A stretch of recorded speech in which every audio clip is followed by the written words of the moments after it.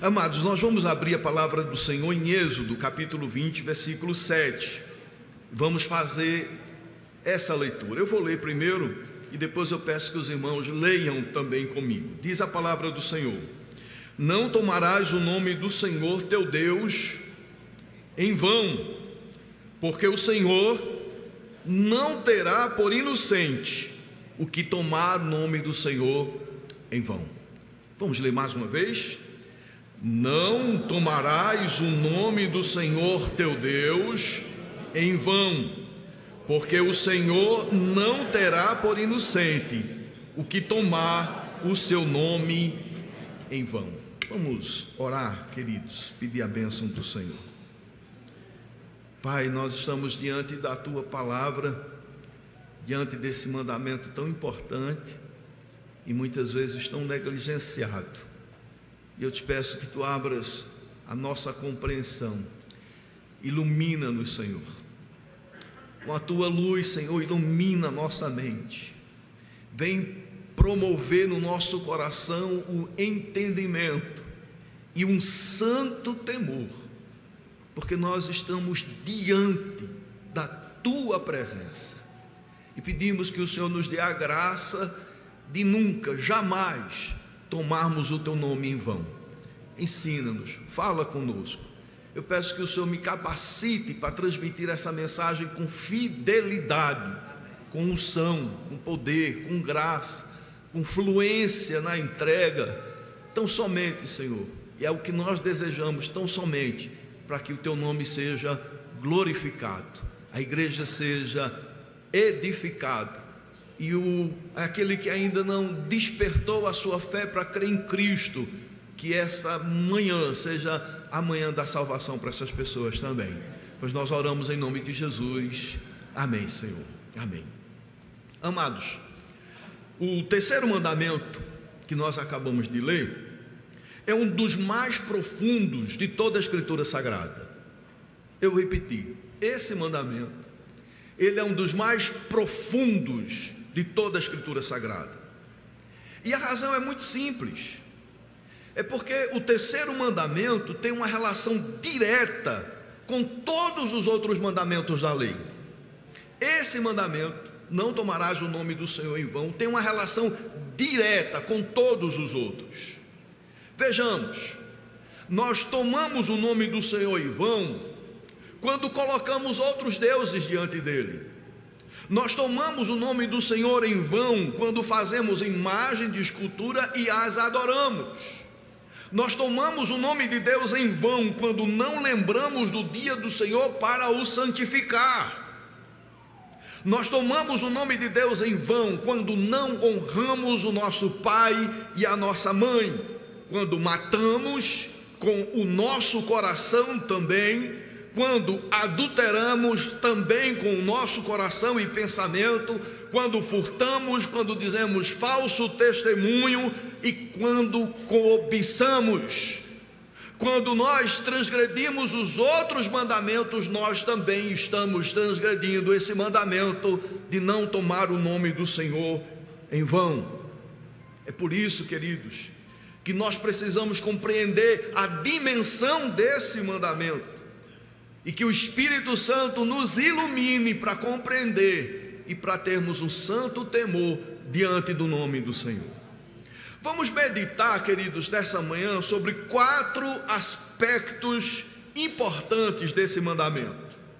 Primeiro aspecto, o que é que significa a palavra nome? Na cultura bíblica, o nome de Deus representa seu caráter, representa sua essência, representa sua autoridade e representa tudo o que ele é.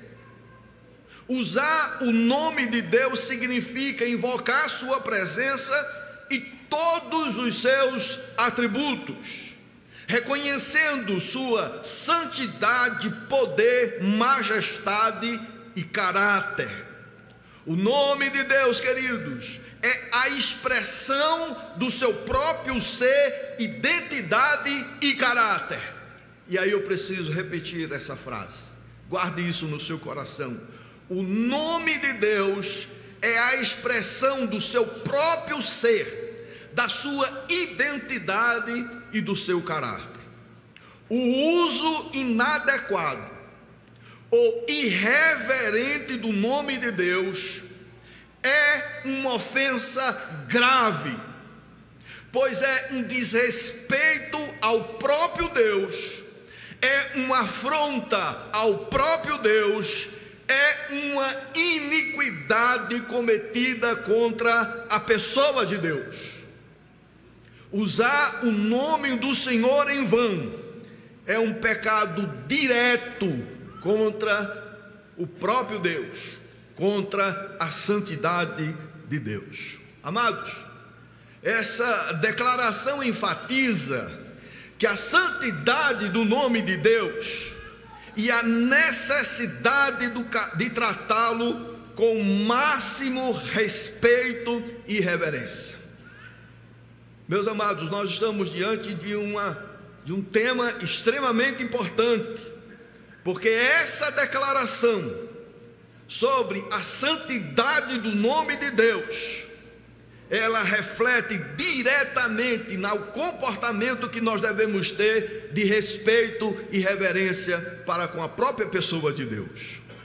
O terceiro mandamento nos lembra que o nome de Deus deve ser tratado com honra. Eu vou repetir: o nome de Deus, a expressão Deus, deve ser tratada com honra, com a máxima honra, com toda a honra, pois o seu nome representa o próprio Deus e a sua glória. Esse é o primeiro aspecto que nós devemos considerar aqui, o que significa a palavra nome. E eu espero que o Espírito Santo tenha trabalhado no nosso coração para percebermos a seriedade do que é isso. Segundo aspecto, o que é que significa tomar o nome do Senhor em vão? O que é que significa? A palavra vão, no terceiro mandamento, refere-se a usar o nome de Deus de forma vazia, ou seja, sem propósito ou significado. E esse é um hábito que nós temos, infelizmente, queridos. Por tudo e por qualquer coisa, nós usamos o nome de Deus. Usar o nome de Deus em vão significa usá-lo de uma forma inútil, ou seja, sem uma intenção séria, em situações frívolas e desnecessárias, mais uma vez, dentro daquela característica de que nós temos o costume de usar o nome de Deus em qualquer coisa, sem valor, ou seja, tratar o nome de Deus de maneira que o desvalorize ou diminui da sua importância. Tem uma apresentadora, uma pessoa famosa, que ela se refere a Deus como o cara lá de cima. O cara lá de cima. Usar o nome de Deus é usar o nome de uma forma desrespeitosa. Usar o nome de Deus de forma irreverente ou irrelevante, sem a devida honra. Usar o nome de Deus de uma forma leviana, ou seja, empregar o nome de Deus de modo superficial, sem considerar sua santidade e majestade. Também nós usamos o nome de Deus em vão quando fazemos e usamos de juramentos falsos. A Bíblia não proíbe fazer o juramento, mas proíbe fazer juramentos falsos, fazer promessas ou juramentos usando o nome de Deus sem a intenção de cumpri-los. Usamos o nome de Deus em vão quando usamos da blasfêmia, usar o nome de Deus para expressões ofensivas e insultuosas. Amados, vamos lembrar um pouco o que diz o Velho Testamento sobre essa temática. O Velho Testamento considera, queridos, e nos ordena a não blasfemar o nome de Deus. E é muito sério isso aqui, essa expressão, não blasfemar o nome de Deus. Em Levítico, capítulo 24, versículo 16, eu peço que os irmãos da projeção coloquem, por gentileza. Olha que o texto sagrado diz, acompanhe: aquele que blasfemar o nome do Senhor, toda a congregação apedrejará, tanto o estrangeiro quanto o blasfemando o nome do Senhor será. Veja a seriedade com qual o Velho Testamento tratava acerca desse assunto. Usar o nome de Deus em vão poderia levar à morte daquele que assim procedeu. Blasfemar o nome do Senhor significa falar de Deus de maneira desrespeitosa, insultante, profana ou irreverente. Blasfemar o nome do Senhor é um pecado grave, que envolve desconsiderar, desonrar e desprezar. No Velho Testamento, queridos, a punição para quem blasfemava o nome do Senhor, como nós já falamos, como está no texto de uma maneira clara, era a morte. E a aplicação desta penalidade era imediata. No Novo Testamento, queridos, a punição para os ímpios também continua a morte. Só que há uma referência à morte eterna. A consequência para quem toma o nome do Senhor em vão é sempre grave. E para o ímpio, para aquele que não se arrepende, para aquele que não confessa Jesus como Senhor e Salvador, a morte continua sendo a punição, mas só que a morte eterna. Essa punição, querido, será aplicada no juízo final, não mais pelas pessoas, não mais por um grupo de pessoas no juízo imediato, mas sim pelo próprio Deus no juízo final. Porque tomar o nome de Deus em vão não elimina, e com certeza se tem as consequências punitivas da palavra de Deus. Para os justos, é possível um justo, um crente, tomar o nome de Deus em vão? É possível. Você é crente no Senhor Jesus? Diga amém. É possível você tomar o nome do Senhor em vão? É possível, sim. E muitos de nós temos tomado o nome do Senhor em vão. É possível, sim. E precisamos ter a consciência de que muitas vezes nós temos tomado o nome do Senhor em vão. Que Ele nos perdoe em nome de Jesus. Mas o justo, quando toma o nome do Senhor em vão, também se manifesta a penalidade divina, o juízo divino. E esse juízo de Deus, querido, se manifesta de muitas maneiras, como enfermidades, provações e morte física. Sim, morte física. E a pergunta que nós devemos fazer nesse momento é: como pode um justo blasfemar o nome de Deus? Como pode aquele que foi santificado pelo nome de Jesus, como pode blasfemar o nome de Deus? Amados, quando usa o nome de Deus em uma mentira, você está blasfemando contra Deus. Quando você usa o nome de Deus em uma mentira, você está blasfemando contra o nome de Deus. E eu quero dar alguns exemplos. Um deles é: Deus me falou. Você deve pensar 10 vezes antes de dizer isso. Deus me falou. 10 vezes. Porque Deus não falou coisa nenhuma. Foi a sua imaginação. e isso é blasfêmia. Arrependa-se em nome do Senhor Jesus. Ah, Deus está sendo injusto comigo, Deus não me ama. Amados, isso é uma afronta à natureza divina, que é justa, misericordiosa e fiel. Isso é blasfêmia, é tomar o nome do Senhor em vão. Arrependa-se em nome do Senhor Jesus.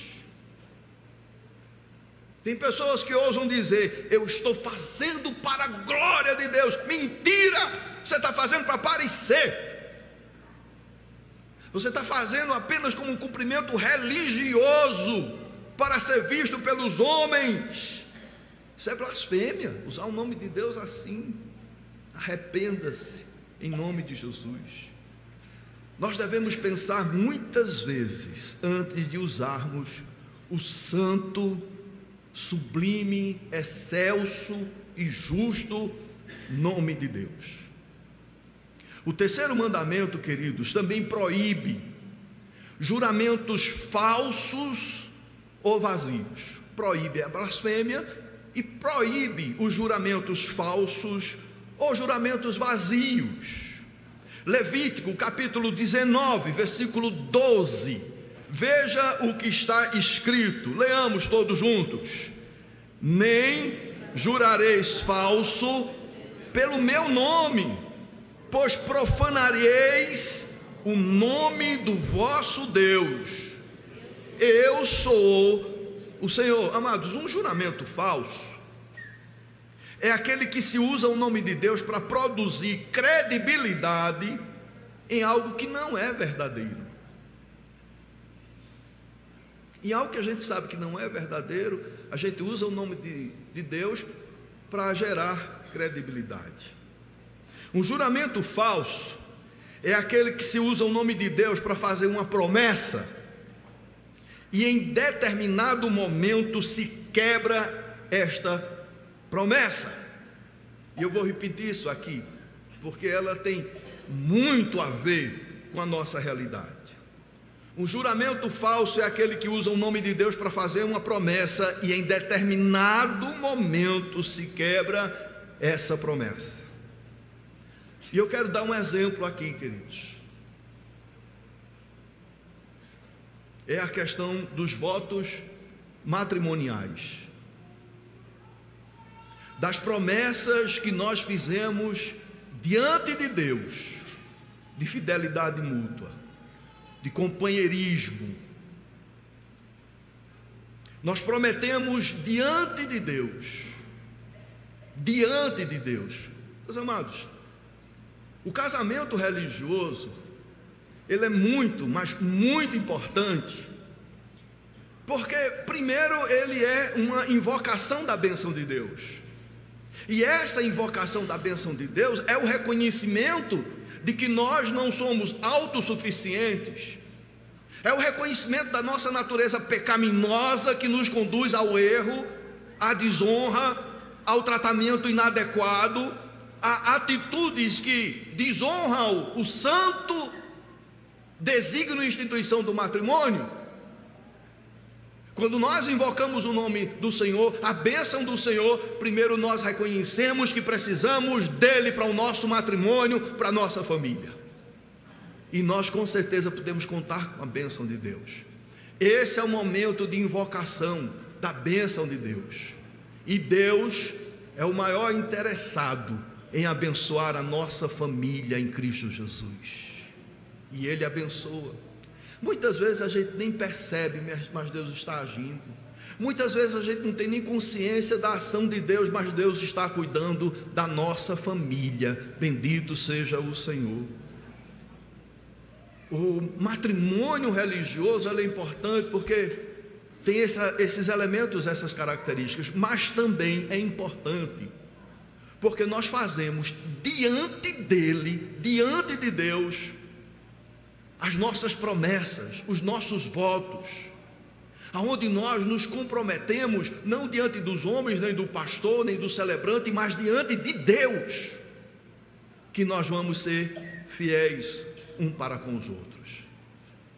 Nós vamos ao altar, e não importa se o altar é na igreja ou se no Lago São Francisco, desde que tenha o lugar reservado para esse momento do ministro da palavra de Deus ministrar a bênção do Senhor e a declaração pública dos votos ao Senhor. Amados, nós prometemos diante de Deus amar. Os maridos prometem amar a esposa como Cristo amou a igreja. Eu gostaria de ouvir todos. Os maridos prometem amar a esposa assim como Cristo amou a igreja. A esposa promete ser uma auxiliadora idônea como demonstração de amor. Nós prometemos diante de Deus de cuidar um ao outro, de respeitar, de honrar, de não se divorciar, estar juntos na alegria, na saúde, na prosperidade, no dia bom e no dia mau. Essas promessas, queridos, são feitas no altar. Mas no dia a dia, esses votos estão sendo violados. No dia a dia, esses votos têm sido violados. Tenho visto muita transferência de responsabilidade. A coisa não está bem, o culpado é ela. A coisa não está bem, o culpado é ele. Amados, isso é tomar o nome de Deus em vão. Arrependa-se, em nome de Jesus. Aos esposos, todos os maridos, por favor, preste atenção. Toda vez que você trata a sua esposa de forma rude, com desdém, com violência, e muitos acham que a violência é só em atos, mas a violência também é em palavras, e elas ferem muito, machucam muito. As cicatrizes da violência de atos com o tempo desaparecem. As cicatrizes, as marcas da violência com palavras, violência emocional, ela dura muito mais, muito mais. Quando você trata a sua esposa de forma rude, com desdém, com violência, toda vez que você trata a sua esposa de forma não amorosa, você está tomando o nome de Deus em vão. Você está tomando o nome de Deus em vão. As esposas, toda vez que você trata seu esposo com desprezo, com negligência, deixando de ser uma auxiliadora idônea, você também está tomando o nome do Senhor em vão. Aos filhos, a todos os filhos aqui presentes, toda vez que você não trata o seu pai e a sua mãe com a honra devida, ordenada nas Escrituras Sagradas, você está tomando o nome do Senhor em vão. As consequências, queridos, são sérias, e é isso que nós não podemos esquecer. Muitos estão sofrendo com as consequências de tomar o nome de Deus em vão. Muitos estão numa situação de adversidade, de luta, de lágrimas, de não compreensão, porque as coisas estão acontecendo do jeito que estão acontecendo, as coisas não dão certo, parece que está andando para trás. Você não prospera, você não avança, a sua vida espiritual é medíocre, é na superfície. E a causa pode ser, queridos, de estarmos tomando o nome do Senhor em vão. Primeiro aspecto, que significa a palavra nome. O segundo aspecto, o que significa tomar o nome do Senhor em vão. O terceiro aspecto, as consequências para quem toma o nome do Senhor em vão. Quais são? Parte final do versículo 7. Leamos todos. Porque o Senhor não terá por inocente o que é tomar o nome do Senhor em vão. O texto deixa claro, queridos, que Deus não terá por inocente. Você não é inocente diante de Deus. Não existe aqui ninguém inocente diante de Deus. Não existe desculpas para ninguém. Deus não deixará impune aquele que desrespeitar ou usar o seu nome de maneira inadequada. Isso vale para todos. Não adianta dizer que não sabia que era assim. Não adianta dizer que não foi ensinado corretamente. É claro que aquele que ensinou errado ou não ensinou também será responsabilizado, mas não adianta transferir responsabilidade. Deus não fará por inocente aquele que tomar o seu nome em vão. Amados, Deus tem dois tipos de juízos. Dois tipos de juízos: o juízo de punição e o juízo de correção. O juízo de punição se dirige aos ímpios, aqueles que não confessaram a Jesus como Senhor e Salvador. E o juízo de correção, mas também é juízo, é para aqueles que já foram santificados no nome de Jesus, aqueles que confessaram a Jesus como Senhor e Salvador das suas vidas. O juízo de punição é direcionado contra os ímpios, os que negam a fé em Jesus Cristo como único Senhor e Salvador. No juízo de punição, Deus manifesta sua ira e indignação. Ele pune de diversas maneiras. No juízo de punição, Deus age como um juiz que aplica a pena com base na transgressão cometida. O ímpio que toma o nome de Deus em vão é e será punido sem misericórdia. Os ímpios são punidos pelas chicotadas de Deus, não para que se arrependam, mas para experimentar a Deus como juiz e vingador. E essas punições são uma antecipação da ira final, que enfrentarão e não terão o objetivo de levar à correção, ao arrependimento. Mas o juízo de correção, aí tem a ver com nós, tem a ver com você, que diz que é crente em Jesus Cristo, e realmente é crente em Jesus. Amados, o juízo de correção, esse juízo é aplicado aos filhos de Deus, e não tem como objetivo o exercício do justo juízo de Deus, mas sim a disciplina.